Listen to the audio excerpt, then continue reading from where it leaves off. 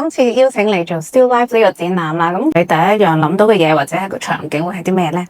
其實第一樣諗到嘅嘢就已經係畫咯，準確啲就係可能17世紀嗰種 symbolic 啲嘅 still life painting。咁其實蘋果嘅同你自己創作嘅關係會係有啲咩諗法咁樣？蘋果呢樣嘢我就覺得佢係一個好有趣嘅存在啦，一個死物啦，一個靜物啦，但係佢同時都係喺而家嘅社會已經係一個符號化咗嘅物體啦。每一個日常生活你都可能會聽到要你一日一蘋果啊，或者你用嘅品牌啊。咁我就覺得即係蘋果唔單止已經係一個水果咯，都係一個已經變咗好多義嘅嘢啦。喺日常生活已經老是常出現嘅嘢，就用嚟探討一啲可能平凡入面嘅不平凡。喺你創造呢一個秩序中嘅隨機性入邊咧，其實你係點樣去思考去處理呢一個方式咧？冇用一啲好嚴格嘅 system 去規限佢嘅，因為我想做嗰種隨機性係想用畫畫嘅嗰種手工嗰種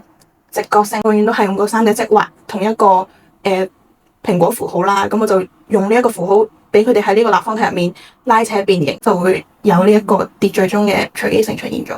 秩序係覺得代表理性啦，隨機就係代表非理性嘅時候，你覺得你嘅作品會唔會透過蘋果都可以探討即係兩者之間嘅一個張力，或者係咪有共存嘅可能咧？秩序係理性嘅話，咁喺呢份 work 入面就係佢嗰啲cube啦，非理性嘅部分就係畫嗰下嘅感覺啦，嗰啲不足咁樣啦。佢哋兩者都同時存在喺一個立方體上面嘅，咁所以我覺得喺呢份 work 上面，佢哋唔係一個對立嘅狀態啦，所以日常生活都係咁樣啦，即係你冇可能一直都係理性或者一直都係非理性咯。等觀眾過嚟睇下，佢哋會唔會發現喺每一個蘋果入邊嘅理性同非理性嘅存在咧